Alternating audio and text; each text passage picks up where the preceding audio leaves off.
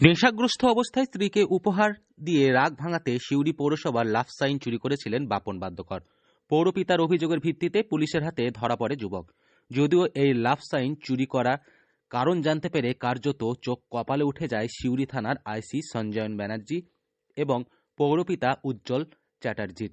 শিঘরে পাঠানোর পরিবর্তে ওই যুবককে একটি মুচলেখা লিখে নিয়ে ছেড়ে দেয় পুলিশ। অন্যদিকে সিউড়ির পৌরপিতা তাকে কিনে দেন একটি গোলাপ ফুলের তোড়া। থানায় দাঁড়িয়ে সেই ফুলের তোড়া নিজের স্ত্রী শিল্পা বাদ্যকরকে হাতে তুলে দেন বাপন। এমনকি এই চুরি করার জন্য পা ধরে ক্ষমাও চান তিনি। তার প্রতি ভালোবাসার জন্য স্বামীর এই কাণ্ড জানতে পেরে অবশেষে রাগ ভাঙে স্ত্রীর। এছাড়াও এই ঘটনা ভিডিও সোশ্যাল মিডিয়ায় হয়ে যায় ভাইরাল। কিন্তু ভালোবাসার সপ্তাহে কেমন আছে এই দম্পতি? প্রসঙ্গত, বছর চারেক আগে মোহাম্মদবাজার থানার এলাকায়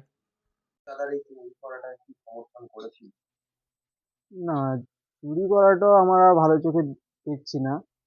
তবে যার জন্য চুরি করেছিল সেটাকে আমরা সমর্থন করছি, কারণ ও বউয়ের রাগ করেছিল। বউয়ের রাগ ভাঙানোর জন্য দাদা লাভটা চুরি করেছিল। সেটা সেদিক থেকে আমার খুব ভালো লেগেছিল, কারণ এখনো তার ভালোবাসার সপ্তাহ চলছে। সেদিক থেকে আমার দাদা একটা আইডল। তোমার তো লাভ ম্যারেজ। হ্যাঁ, আমিও ভালোবেসে বিয়ে করেছি।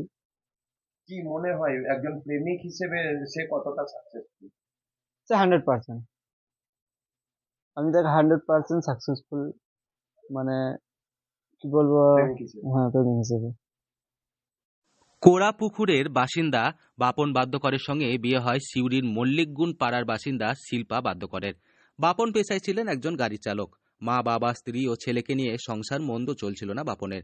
কিন্তু মাস তিনেক আগে বাড়ি ফিরে মাদক আসক্ত হয়ে পড়েন বাপন। আর যা নিয়ে স্ত্রী শিল্পা 25 ডিসেম্বর রেগে চলে যান নিজের বাপের বাড়ি। স্ত্রীর চলে যাওয়ার কথা জানতে পেরে বাপনও রাতেই মোহাম্মদবাজার থেকে বাইক নিয়ে চলে আসে সিউড়ি।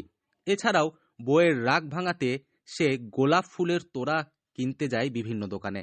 কিন্তু রাত অনেকটাই হবার কারণে ফুলের দোকান সমস্ত বন্ধ হয়ে যায়। তবে বাপনও ছেড়ে দেওয়ার পারত না। তাই সিউড়ি পৌরসভার সৌন্দর্যায়নের জন্য লাগানো আমার ভালোবাসা সিউড়ির লাভ সাইনটি চুরি করে নেয় সে। তবে রাস্তায় তাকে পড়তে হয় পথ দুর্ঘটনার কবলে। আর তখনই গাড়ি থেকে পড়ে ভেঙে যায় লাভ সাইন বোর্ডটি। ঠিক এরপরই দুদিন পরে পৌরপিতার অভিযোগের ভিত্তিতে সিউড়ি থানা আটক করে বাপনকে। আচ্ছা, ছেলে দেখলাম গোলাপ ফুলের তোড়াটাকে বাড়িতে সাজিয়ে রেখেছে, কি বলছে ও? সিউড়িতে এই পুলিশের হাতে ধরা পড়ার পর আপনার ছেলের বক্তব্য কি ছিল? তো থাকবে, বলছে আমি ভিডিও বানাবো, তাই বলছে অনেক পয়সা করব, ভিডিও বানাবো। আর এই গোলাপ ফুলের তোড়াটা রেখেছিল কেন? ওরাটো রেখেছে, ছেলেকে দিয়েছে নেশা কেন্দ্র। তারপরে বোমা বলছে না, এটা থাকুক, আমার স্মৃতি আমাকে দিয়েছে, থাকবে, ও আসবে ওইখান থেকে, তারপরে ওটা জ্বলে। চুরি করার কারণ জানতে পেরে কার্যত হতবাক হয়ে যায় সিউড়ি থানার আইসি এবং সিউড়ি পৌরসভার চেয়ারম্যান। তাকে একটি মুচলেখা লিখে সেখান থেকে ছেড়ে দেওয়া হয়। এরপরেই গত 28 ডিসেম্বর ভর্তি করা হয় নেশামুক্তি কেন্দ্রে বাপনকে। তখন থেকেই স্বামী সুস্থ হয়ে ফেরার আশায় দিন গুনছে স্ত্রী শিল্পা। স্বামীর জন্য ভালোবাসার সপ্তাহে লিখেছেন ডায়েরি, যার অংশবিশেষ আমি তোমাকে খুব ভালোবাসি, তোমাকে হারাতে চাই না, তোমাকে ছাড়া আমি আর কাউকে ভাবি না। তুমি নেশা করেছিলে, কিন্তু তোমাকে যেদিন ওরা নেশামুক্তি কেন্দ্রে নিয়ে গিয়েছিল সেদিন আমার বুকটা ফেটে গিয়েছিল। এমনকি বাপনকে কিনে দেওয়া সেই গোলাপ ফুলের তোড়া আজও ঘরেই রেখে দিয়েছে শিল্পা।